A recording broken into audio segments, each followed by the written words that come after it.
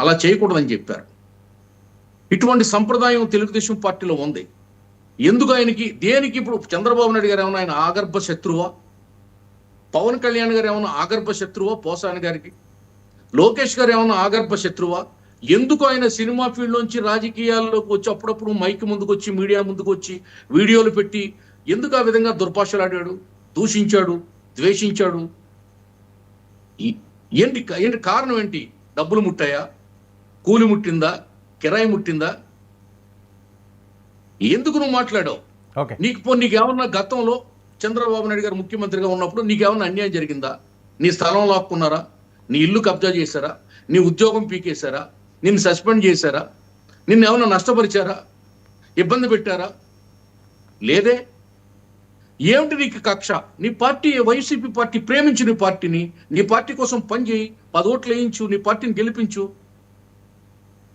That is politician attitude. కానీ ఈ విధంగా అప్పుడప్పుడు బయటకు వచ్చి ఏదో డబ్బులు ఇస్తే మాట్లాడేటట్టు, కీ ఇస్తే గంతులేసే డాల్ లాగా ఏమిటి సార్?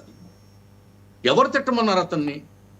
ఎవరు దూషించమన్నారు? ఓకే, ఆనంద్ సార్ గారు మీరు ఎప్పుడు కూడా స్ట్రైట్ గా ఉంటారు, ఓపెన్ గా ఉంటారు కాబట్టి నెక్స్ట్ ఎవరండి మీకు తెలిసిన లిస్టు? మీకు ఇన్సైట్ తెలుస్తుంటది కదా సార్. మీకు తెలియదా బూతులు ఎవరెవరు మాట్లాడారో? ఇప్పుడు కొడాలి నాని మాట్లాడాడు, పేరుని నాని మాట్లాడాడు, రోజా గారు మాట్లాడింది, చంద్రశేఖర్ రెడ్డి మాట్లాడాడు.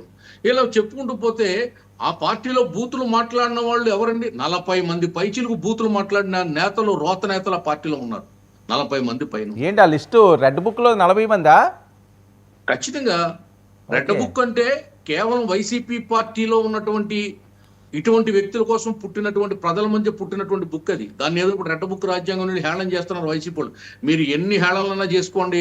ఎన్నికల ముందు ఆయన లోకేష్ గారు యువగళం పాదయాత్రలో పబ్లిక్ ముందు పబ్లిక్ లో పుట్టినటువంటి పుస్తకం రెడ్ బుక్.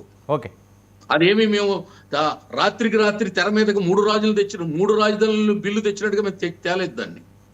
ప్రజలకి చెప్పి, ప్రజలకు ఒప్పించి, ప్రజలతో గెలిచి, ప్రజల ఆమోదంతో తెచ్చినటువంటి రెడ్ బుక్. వైసీపీ వాళ్ళకి మాత్రమే రెడ్ బుక్. ఓకే, రాష్ట్రానికి అది green book. Right. Okay. Nagendra గారు సార్ నమస్తే. నాగబాబు గారు అంటే అదే ఆ ప్రశ్న అడుగుతున్నారు. ఓకే, మీకు ఇంట్రడక్షన్ చేసుకున్నారు. ఏం నాగబాబు గారు మళ్ళీ రాజ్యసభకు పంపిస్తారని ఇప్పుడు బ్రేకింగ్ వస్తున్న నేపథ్యం ఎమ్మెల్సీ నుంచి ఏంటి? ఏమన్నా వ్యూహం మార్చారా?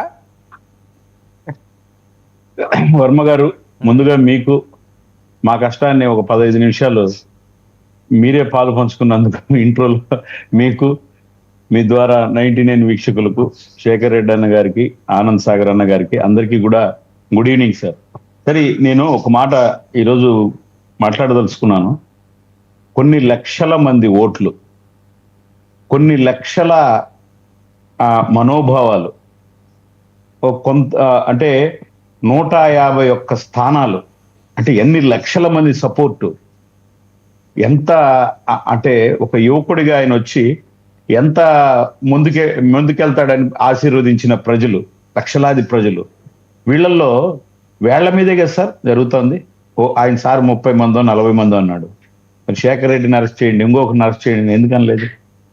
అంటే ఆ లైన్, ఆ బియాండ్ ద లైన్ దాటిన వాళ్ళనే అంటున్నారు.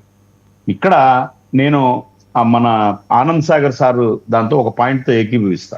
ఎందుకంటే ఆ బాధ్యత కలిగిన నేత ఎవరు అవునన్నా కాదన్నా, నేనైతే ఇప్పుడు రాయలసీమ వాడిని, పక్కా కడప జిల్లా వాడిని.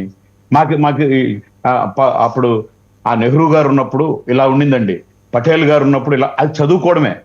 కానీ రాజకీయం అనేది మా జిల్లాలో మేము రాజశేఖర రెడ్డి గారు, మైసూరారెడ్డి గారు, లేదా బండారు రత్నసభాపతి గారు, పాలకొండ రాయుడు గారు, బ్రహ్మయ్య గారు, వీళ్ళని చూస్తా నేర్చుకున్న వాళ్ళమే మాకు తెలిసినంత వరకు. బట్ ఇంత జుగుప్సాకరమైన పాలిటిక్స్ ఎప్పుడు చేయలే. అంటే వాళ్ళు కూడా వాటర్ కోసం చేశారు, లేదంటే ఇంకోటి చేశారు, అసెంబ్లీలో టిట్ ఫర్ టాట్ గా ఉన్నాయి. కానీ ఏదైనా ఒక మాట దొల్లితే వాళ్ళు తీసుకోవడం, వీళ్ళు తీసుకోవడం. వాస్తవంగా నేనైతే ఇవి గ్రహిస్తూ వచ్చిన. అంటే ఒక లైన్ దాటేసి, ఇంక ఎగ్జాంపుల్ చెప్తా, ఎవరు ఏమైనా అనుకోని, నిన్న ఒక మీటింగ్ లో క్లిప్పింగ్ మీ దగ్గర కూడా ఉంటుంది. ఆ రోజా గారు ఇంకా మాట్లాడడానికి వస్తున్నారు, జగన్ గారు ఉన్నారు. ఉమ్మారెడ్డి వెంకటేశ్వర్లు పెద్ద ఆయన, పాపం 70-75 ఏళ్ళు ఉంటాయి. ఆయన మైక్ ఆన్లో లేదనుకుని వచ్చి, అమ్మ చంద్రబాబు నాయుడు గారిని